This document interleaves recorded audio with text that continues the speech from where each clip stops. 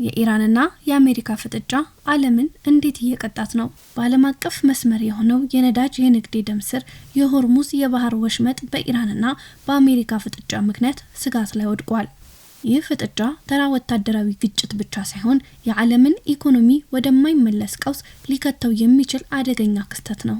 የሆርሙዝ ወሽመጥ በዓለም ላይ ካለው የነዳጅ ጭነት 20% ወይም 1/5 የሚያልፍበት ጠባብ መስመር ነው። አዲሱ የኢራን መሪ ሙጅተባ ካሚኒ ስልጣን በያዙ ማግስት የወሰዱት እርምጃ ይህ መስመር የጦርነት አውድማ አድርጎታል። ቴሄራን በመቶዎች የሚቆጠሩ የባህር ላይ ፈንጂዎችን በወጥመድና በሚሳኤል ጥቃቶች መስመሩን ዝግ አድርገዋለች።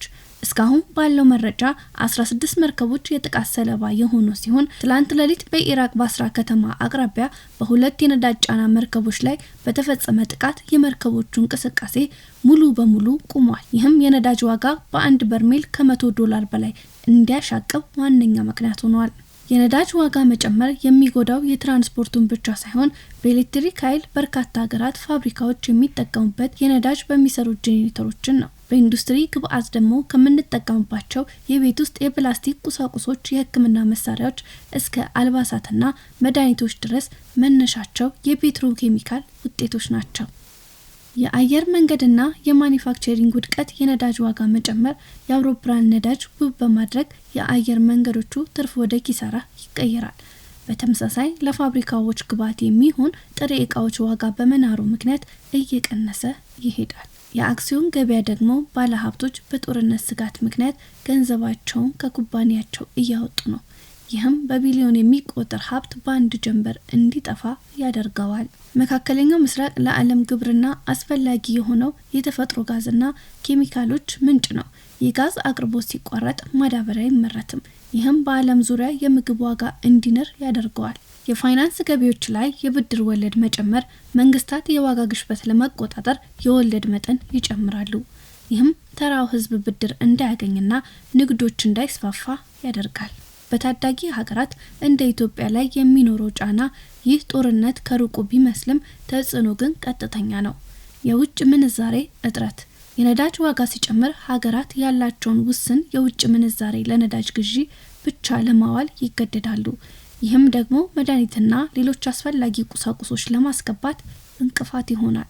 የሆርሙዝ መዘጋት ማለት መኪና ማቆም ብቻ ሳይሆን ፋብሪካዎች መዘጋት፣ መብራት መጥፋትና የሰው ልጅ መሰረታዊ ፍላጎቶች መስተጓጎልን ያስከትላል።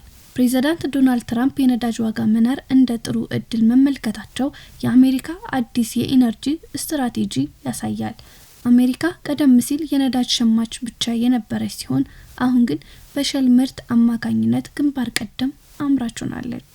የዓለም ነዳጅ ዋጋ በጨመረ ቁጥር የአሜሪካ ነዳጅ አምራች ኩባንያዎች ትርፍ ከፍተኛ ሁኔታ ያድጋል።